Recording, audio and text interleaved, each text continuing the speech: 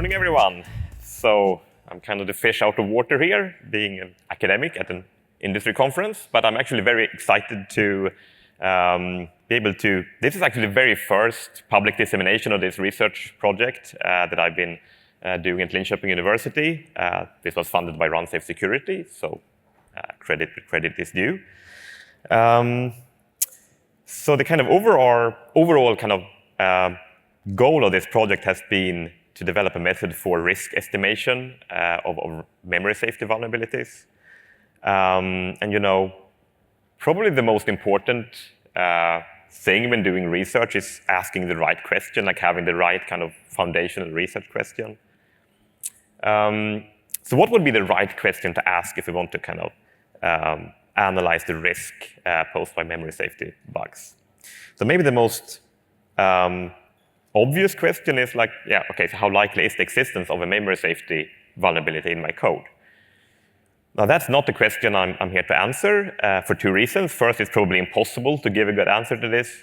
And even if you could give an answer, the answer is very likely to be like close to 100% anyway, right? So if you have a sufficiently large code base written in memory unsafe language, it's very likely that there's going to be some potentially exploitable bugs in there. So I would argue that a much more meaningful question is, so what's the likelihood of a successful exploit against my code? So under the assumption that we have some bugs, use after freeze, buffer overflows, something like that can be used to redirect the flow of execution to an attacker control address. How likely is an attacker to turn that into an actual working exploit? And ideally, we want to be able to answer this in the general case, like independent of a specific vulnerability. So this is also a very challenging question to answer, but we can somewhat simplify it a little bit by noting that today, since we have this non-executable memory protection applied pretty much across the board, a code execution exploit always implies a code reuse attack, so something like return-oriented programming. By the way, can I have a quick show of hands? How many are sort of roughly familiar with how return-oriented programming works, like how you do it? Okay, a few of you. That's good. So we have the hackers here. So Dale said in instructions for stage 2 presenters that if not at least 30% of the audience don't get your talk, it's probably not technically deep enough. It seems I already met that ratio, so that's awesome. But I'm going to keep this relatively, high level, so at least the first few slides will probably be intelligible also by those of you who didn't raise your hands. So in general, code execution implies code reuse, which means we can sort of simplify this question to two questions. First, is an attacker likely to find a working ROP chain in my binary? And if so, would these ROP chains be useful to the attacker? Are there any kind of actual damage you can do? And these are the sort of principal questions that we set out to answer in this research project. And so when RunSafe approached me and wanted to do this research, I started thinking about, okay, so how can we actually do this? And one of the first things that came to mind is, what about an existing ROP chain generator? So we have a bunch of different tools that can, you give them a binary and maybe some spec what you want your ROP chain to do, and then they can automatically find gadgets in the binary and assemble something that hopefully, a ROP chain that hopefully works. Now, we have a bunch of different tools to do this. Some of them could be kind of ruled out very quickly, so they are something that's not publicly available. Some only support a single attack, like popping a shell with an execv, and they only work under very sort of ideal circumstances.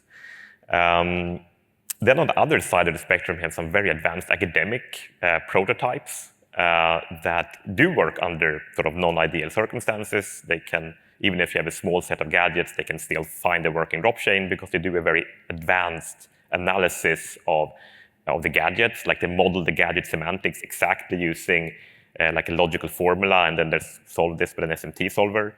So they're very, very powerful in that sense, but the downside is that they just don't scale to realistically sized binaries. So these SMT solvers have exponential time complexity, so they're like really slow.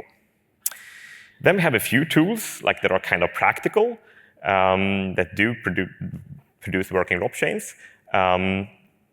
But even those have some fundamental limitations that makes them unsuitable for our use case. So first of all are designed for what I call soundness. So they're designed with the intention of always producing ROP chains that actually work, which is actually a downside in our setting, because this means that they tend to be very conservative about which gadgets they use. So gadgets that cannot be sort of precisely analyzed, like the semantics cannot be precisely modeled, these gadgets are sort of thrown away. So these tools tend to significantly underestimate the space of all possible ROP attacks. And another even more significant limitation is that all these tools are designed to craft essentially proof of concept exploits for a single concrete attack, like a specific vulnerability and a specific attack, like executing a particular system call with a particular set of parameters. Whereas we ideally want to consider like every possible attack, so every in brackets. But we want to be kind of general, not targeting a specific vulnerability. So it became clear pretty quickly that we cannot just use an existing ROP chain generator. We need something that works like fundamentally in a fundamentally different way with different design goals. And that's how the tool we call CREASE, short for Code Reuse Attack Surface Estimation, came about. So this is the output of a one-year research project funded by Runsafe Security to develop a tool to estimate the potential for ROP attacks given a binary and optionally a set of exploit mitigations that might limit which gadgets an attacker can use. And there are two kind of key ideas here, key differences to existing ROP chain generators. So first of all, our goal is risk analysis, so we don't want to underestimate the set of possible ROP chains like other tools. We would rather overestimate them if this means we can get a more complete coverage of the chain search space, so coming closer to what like a human attacker might be able to do. So we have a more complete coverage of the chain search space at the expense possibly of some false positives, or some chains that might not actually work. And the second idea is that we have, instead of having like a concrete attacker goal, as I mentioned in the previous slide, we abstract the attacker goal. And I will come back in a few moments to what exactly we mean by that. So looking a bit at the first key idea, this sort of sound over approximation of exploitation risk. We achieve this by, so essentially we use an existing search algorithm from an earlier research project by a different research group, but we replace this really expensive SMT solver-based analysis with a much cheaper approximate analysis based on interval arithmetic. So for those of you who maybe potentially this means something to, like this is essentially very similar to like how a static analysis tool that does some kind of interval-based data flow analysis works, which means that our analysis is essentially linear time complexity instead of exponential. So it's much faster, and we do like the tool essentially does an approximation of the range of values that the registers can hold throughout the execution of a ROP chain. And the fact that our analysis is sort of explicitly tolerant to a certain degree of imprecision, it also means that we can be much more liberal with the definition of what is a legal gadget. So we can use kind of weird gadgets, like gadgets spanning conditional branches and gadgets that with memory side effects like reading or writing to memory, which many other tools just discard because they cannot be analyzed in a precise manner. And this means that we come much closer to what a human, kind of determined human attacker might be able to do. So the second key idea is this abstraction of the attacker goal. And here we wanted to find a kind of common denominator of every ROP attack. Like what is, if you want to sort of boil down like the ultimate goal of any ROP attack, what is this? And so we noted that the goal of any attack is always to manipulate the underlying system, right? So even if you can do some kind of arbitrary computation in your ROP chain, it doesn't matter unless you can actually do something to the OS, actually affect the underlying system. So the goal of any attack is always in some way to do a system call. So we define a chain as relevant or potentially useful to attackers if it allows sufficient control over registers to perform some useful system call. So in our attacker model, the attacker's goal is essentially to craft a chain that sets up syscall parameters. If the attacker cannot do that, we can say with certainty that this ROP chain is not useful. If the ROP chain doesn't allow controlling registers enough to do a system call, you cannot do anything useful with it. It doesn't guarantee that you can act. It doesn't guarantee that an attack would be possible still, but if you don't have enough gadgets to set up a system call, you cannot really do anything useful as an attacker. We also assume that ASLR is in place, but the attacker can leak and predict addresses to all executable sections and the heap and stack. So this is a very pessimistic assumption from the point of view of the defenders, but since we're doing risk analysis here, we want to err on the side of caution, right? So we prefer being sort of pessimistic rather than overly optimistic. On a technical note, we also have a simplified model of the stack frame, so just consider every stack relative memory read as attacker controlled, which simplifies the analysis a bit. Okay, so based on this notion of what the sort of general goal of a ROP chain is, we can also answer this question from the first slide, like how useful would a ROP chain be, or how powerful would a ROP chain be to an attacker, based on the system calls that the attacker will be able to execute. So we have a sort of system call-based risk ranking. And to this end, we defined 32 kind of models of system calls that could be useful to an attacker. So these are essentially it's a specification of how much control the attacker must have over registers in order to be able to execute a particular system call. So as an example, this is our spec for the mprotect system call. This is one of the really nice ones from the point of view of the attacker, one of the really powerful ones. So this allows, typically what you do is that you use this system call to mark some piece of memory as executables. You disable this non-executable memory protection, and then you can run a second stage regular shellcode.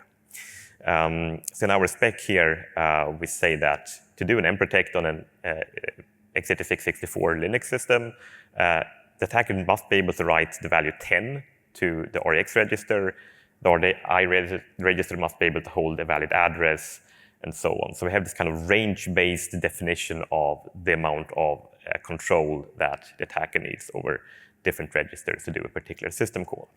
So this is how we model the amount of control attackers need over registers to do a syscall. And so based on this, we can also do like a risk ranking based on how useful each system call would be to the attacker. So we defined 49 kind of combinations, like single syscalls or combos of syscalls, based on how useful it would be to the attacker. So this is a kind of, it's a 1 to 4 risk ranking, where at the top, at level 4 risk, we have those that allow direct remote like code or command execution, like doing a direct execve to run a program, or this mprotect to run some shellcode. So we have a handful of those really powerful syscalls. That's at level 4. Level 3, we have like remote file system manipulations, where you can, in a remote exploit setting, do something that works like an open and write syscall, so you can modify arbitrary files, which could probably be used also for arbitrary code execution on the system. Then on level 2, we have local file system manipulation. So these are syscalls that can be used for a privilege escalation. So if you already have limited access to the system, you could do, for example, a change mod system call to make an existing binary set user ID root and then run that binary later to get full root access. And then on level 1, we have some limited system manipulation syscalls like unlink to delete files. So these are things that cannot allow code execution or privilege escalation, but it might be able to do some damage to the system. So this is how we define the ranking.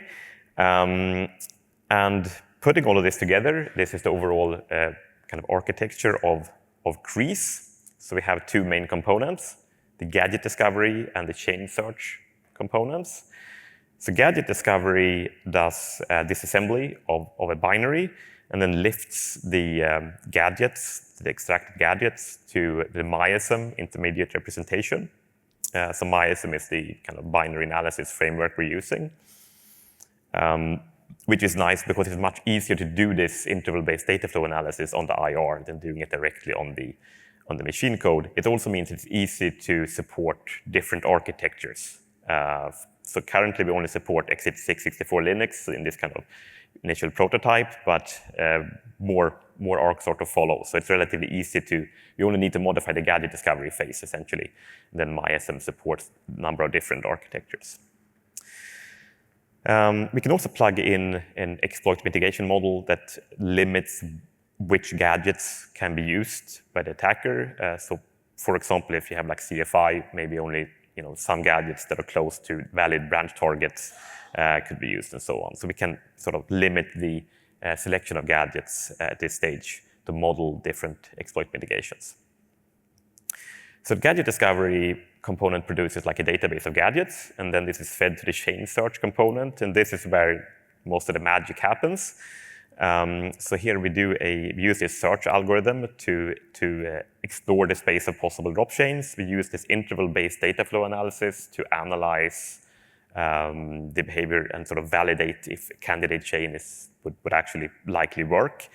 And we produce this estimate of the ranges of values that registers can have at the end of the chain execution, and then we can match that against this syscall specifications that I showed before to determine which syscalls an attacker might be able to do with the gadgets available in the binary. And then based on this, we can compute this risk classification. I also couldn't resist to throw in the AI buzzword here. So technically, the algorithm we use is a modified partial order planning algorithm, which technically would qualify as AI. So it's like this kind of stuff that used to be called AI before deep learning was a thing, like very classical AI. So I can, at a stretch, claim that our tool is like AI powered. So I wanted to finish with a bit of a case study on like use this tool in action. So we use this to estimate the impact of the function level randomization that RunSafe is providing. So they have like a binary hardening scheme where you randomize the position of every function in the executable section. So the idea here is that with regular ASLR, if you can leak a single function pointer, then you can compute the gadget addresses for all, like the entire executable section. Whereas with this fine-grained function level randomization, if you're able to leak a function address, you can only use the gadgets in that one function. So it limits the set of available gadgets very significantly. So we use the tool to do a comparison where we consider like all the gadgets available in the binary at once, and those where we only consider the gadgets per function, and analyzed how much this would potentially reduce the attack surface of ROP attacks. So we used all executables from BusyBox version 1.35 for this experiment. We configured the tool to use gadgets spanning up to 2 conditional branches, and we set the time limits for the search to essentially ensure that the search had saturated before the timeout. And here we used a much larger timeout for the non-protected binaries, because here we have a much larger set of available gadgets. For the per function one, we usually have a very small set of gadgets, so this search tends to saturate very quickly. And so here are the results. We have the results for each binary sorted on binary size here. So we have the largest one at the top. And so we see that the regular kind of unprotected binaries, we can find this really high risk ROP chains like execve, mprotect, mmap, these sort of really useful system calls in almost all the binaries. For the function level randomization, interestingly, we can actually still find a handful of functions where we can do this high risk ROP chains, but it's a very small subset of the functions, so something like less than 1% of functions, which essentially means that an attacker would need to get really lucky and be able to leak one of these 1 in 100 functions to do a arbitrary code execution attack here. For the risk level 2, that would allow some kind of privilege escalation if you already have access to the system. That's something like 10% of the functions. And these figures are relatively consistent for all binaries of larger size. If we look at the small ones that are maybe 10 or so kilobytes, in many cases we can't find any working ROP chains. In a few cases we can find this risk level 2 ROP chains for the non-protected binary, and for the per function level randomization, in many cases we can't find any working binaries. So the kind of main takeaways here is that we do get a significant risk reduction with this fine-grained ASLR, but it's interestingly, it's still possible to find chains even in some really small functions, like 100 bytes or a few hundred bytes, which is something that no other ROP chain generator can do. And it seems like from looking at the results that the thing that makes the biggest difference is that we include gadgets with branches, so like gadgets that make several jumps before they get to the return. And that increases the number of available kind of useful gadgets. So we're able to actually find working ROP chains even when we have very little code to work with. And this is one of the things that probably determined human attacker would be able to do, but most of the other ROP chain generators can't do. Gadgets with memory side effects also makes a difference, but a little bit less so. They also tend to increase the false positive rate, so they make the analysis a bit less precise. Another interesting observation we made is that usually only, the tool will generate hundreds or thousands of ROP chains. It finds a bunch of ROP chains very quickly. But usually there are just a handful of gadgets that sort of end up being used in every ROP chain. So like all the ROP chains depend on one or a few power gadgets. Typically these kind of pop-reg gadgets that can set a bunch of registers at once. So there might be a potential for risk reduction here by eliminating this handful of gadgets, so like using some feedback from the tool to modify the way the compiler generates code to eliminate some of this handful of gadgets, and this could give a very significant risk reduction overall for code reuse attacks.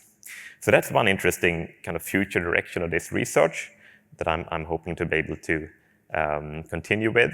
A few other topics of future work, some of this already mentioned, like support for other architectures is high on the list. So we're working on adding support for ARM as well. Another thing is that our tool is currently only, like the prototype is only considering this kind of traditional regular return-oriented programming.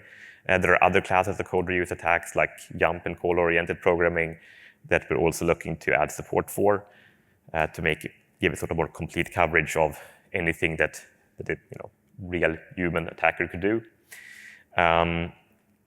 We also have essentially a solution for the false positives by hooking up an SMT solver-based verifier as a post-processing step. So we would still get the sort of speed of using our approximate analysis to produce like a set of chains that are likely to work, and then we kind of weed out the potential false positives with this kind of constraint solver-based approach. So conceptually, we know how to do it. We just haven't implemented it yet. Another thing that we could do is also turning this into an actual sort of full-fledged ROP chain generator. So currently, the chains that we produce, it essentially just lists the order in which gadgets must be executed. So we don't model exactly what the actual stack frame would look like. So we don't consider the space you need to put in to make sure there is data for pop-reg registers and stuff like that. So this is another, this has not been a kind of goal of this project, but it's something we could also consider as a follow-up. So I have also a bunch of other research ideas, but I think I'm going to end here so we have some time for questions. So yeah, I'll be happy to answer any questions you have.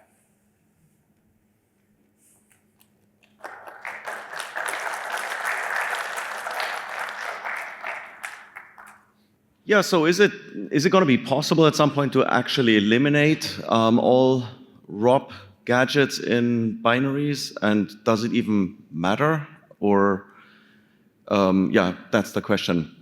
Because it's the what do we do about it, I guess, or do we do something about it is kind of the question, right? So I mean, the primary purpose of the tool is to be able to evaluate the impact of binary hoarding schemes, like saying how much can we reduce the potential for a ROP attack. So that's like the goal of the work. But like we have a kind of like a follow-up idea to maybe use feedback from the tool to make some modifications to the binary to reduce the likelihood of working ROP chains by eliminating some of these really useful gadgets. So there has been other research on this topic as well. There are some, compiler switches you can use to do this, but we think we can do a much better job of doing it by using feedback from this tool that actually analyzes the kind of scans for potential ROP gadgets in the binary. Thank you. Thank you. Yeah, thank you. Good presentation. So looking at the research that you've been performing, back on your heat map, you still show, okay, so there's still some very vulnerable ROP gadgets, ROP chains that might exist in the code. Looking at this from an adversarial standpoint now, would this kind of research be used to get around fine-grained memory randomization? And even if you protected your research, someone's going to duplicate it somewhere else. So I mean, this is always the kind of, let's say the double-edged sword of this kind of research. That I mean, of course, in some sense, you're also helping the attackers, right? You can use this as a tool to facilitate ROP attacks. But I mean, so this tool is going to be open sourced. So this is pretty much a requirement for publishing. So we're going to be open sourcing this, which means that it's going to be available to everyone. Which means everyone can use this to test their binaries and see, okay, do we have some potential for ROP attacks here? And then you can go potentially, and then you can apply some additional hardening. You can maybe change your code in some way. So this is kind of similar to, let's say, fuzzing or something, right? So it's like anyone can fuzz a binary to find vulnerabilities. And of course, in some sense, this helps the attacker. But it also means that the defender can fuzz their binaries first, and eliminate this kind of low-hanging fruit, like the kind of the bugs that are simple to. So we can take it from thousands of ROP gadgets down to 14 critical. Yeah, so we reduce the likelihood of a successful ROP attack.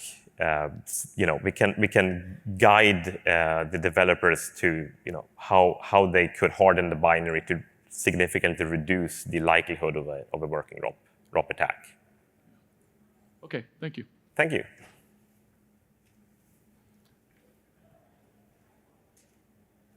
No more questions? Right. Yeah, thanks.